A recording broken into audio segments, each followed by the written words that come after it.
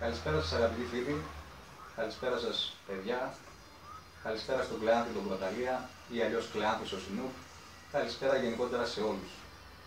Το πρώτο βίντεο το οποίο θα ακολουθήσει, όπως και τα πιθανώς επόμενα, έχει καθαρά σατυρικό χαρακτήρα, για την ακρίβεια κόμικο-τραγικό, καθώς θα αναδείξουμε συνταγές μαγειρικής, ζαχαροπλαστικής και λοιπόν κλάδων παραϊατρικής, τις οποίες έχουμε συναντήσει στην πορεία της μαγειρικής μας σταδιοδρομίας.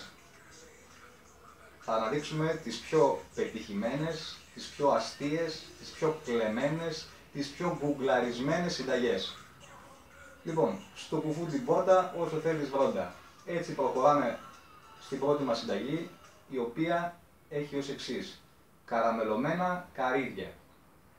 Για τη συνταγή μας θα χρειαστούμε 150 γραμμάρια καραμέλες, ούζο και ευκάλυπτο, 150 γραμμάρια καρύδι και 50 γραμμάρια βούτυρο αγελαδινό.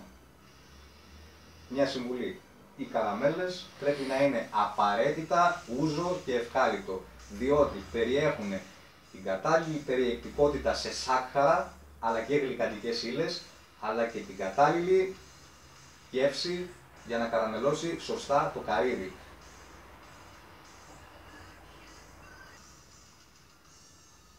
Λοιπόν, έχουμε λιώσει το βούτυρο, ετοιμάζουμε να ρίξουμε το καρύδι στο τηγάνι.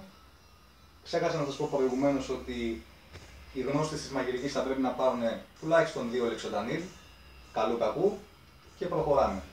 Το βούτυρο μας έχει λιώσει, ρίχνουμε το καρύδι, ανακατεύουμε ελαφρώς,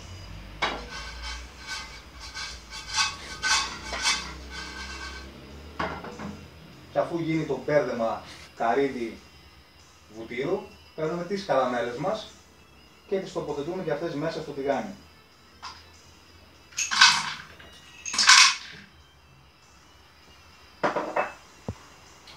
Ανάβουμε το μάτι στο full, γιατί έτσι πρέπει να γίνει η σωστή συνταγή, και ανακατεύουμε.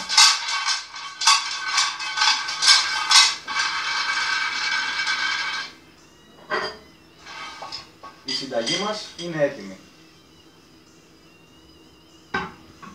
Κυρίες και κύριοι, καραμελωμένα καρύδια.